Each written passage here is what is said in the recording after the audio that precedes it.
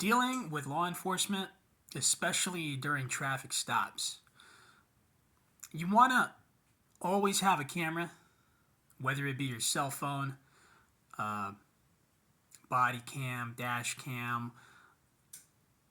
At the very minimal, you want to have audio.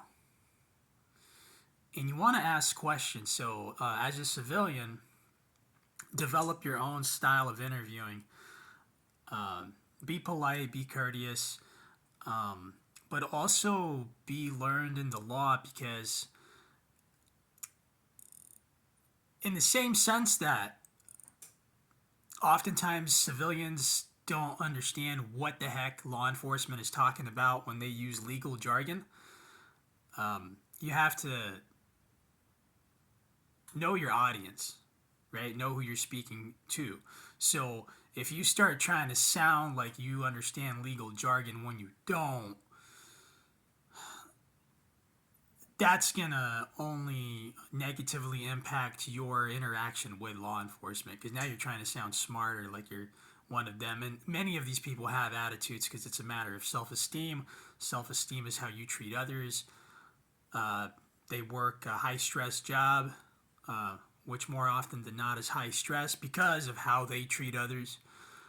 So if you lack in giving respect, you're going to lack in receiving that same level of respect. But the point being is that as a civilian, from a civilian perspective, you want to develop your interview skills. And you also may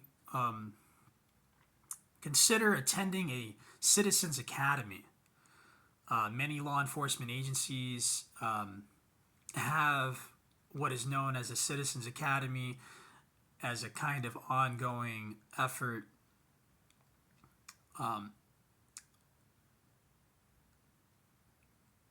to what is known as community-oriented policing.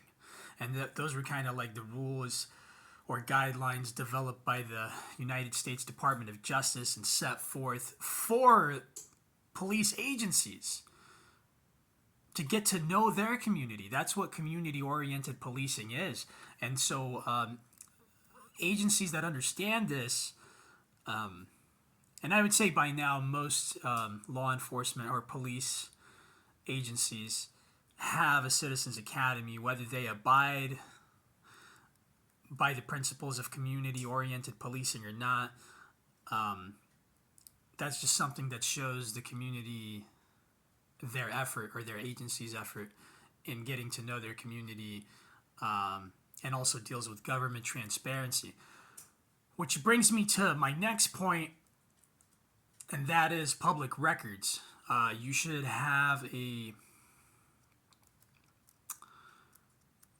good understanding of how to make a public records request as a civilian. Federally, there's something known as FOIA, or the Freedom of Information Act. Every agency kind of has their own rules and regulations and guidelines. Some are more transparent than others. The point being is that if you have interaction with police, good or bad, and you're a concerned citizen, make a public records request about anything. What's their policy as to the equipment that they carry? Body camera, video policy, disciplinary action, drug testing in the workplace. What's their policy on responding to allegations of employee misconduct as such deals with peace officers? What are their training requirements? Is there any requalification requirements as to their training? They're carrying all these fancy tools and gadgets. What are the requirements? When peace officers qualify, we want to know. Do they just qualify, become a peace officer? Or are there agency or departmental requirements to requalify with the certain tools that they carry on their duty belt, for example? We want to know. So this is what you want to consider as a civilian. If you're not going to hold your police agencies accountable, their internal affairs isn't going to really care. They're not. They will in instances whereby litigation is brought about and against an agency, but in the day-to-day function of a police department, for example, their internal affairs isn't going to do much. And most of these negative interactions with police can be circumvented, okay? This is just a matter of community-oriented policing, not the militarization of police. We're on the wrong trajectory in terms of policing as a science in the United States of America, and we set the precedent worldwide, all right? And our children are looking up to police officers and anybody in a uniform that has authority. Those are the heroes, okay, to the youth. So to have this kind of idea that policing is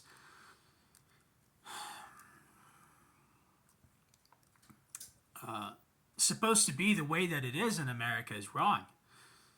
And this is, again, all because of the ongoing wars that we have and the overspending on defense, which is why police agencies under federal grants get all that surplus military equipment from the U.S. Department of Defense that we have plenty of because the public paid for the strongest and most powerful military in the world. So this is why we have militarized police in the U.S. All right. So, but that pretty much sums up what I wanted to say in response to interactions with police as a civilian. Ask questions. Make public records requests. All right. Know your rights. Be learned. And you don't have to submit. You got to ask questions. And again, video and audio. All right. If you don't have video footage or a video camera, most people do. At the very minimal, you should have your smartphone. But if you don't, at least have audio and ask questions about their training, especially. Okay, ask questions because later on, when you make your public records request, you're going to know what to ask for. And many of these agencies are not in compliance with their own agency standards and policy, let alone state certification requirements. And when a state is out of compliance with federal law and they're certifying your peace officers, because that's the certifying authority. Okay, for peace officers, it's at a state level. The states have a certifying authority that vets peace officers. And if they're out of compliance with federal law, they're no longer a certifying authority because they're out of compliance with federal law. And if they're out of compliance with federal law and they're certifying peace officers, then those peace officers are not peace officers because they're not being certified or vetted properly by somebody who's abiding by federal law and in compliance therewith.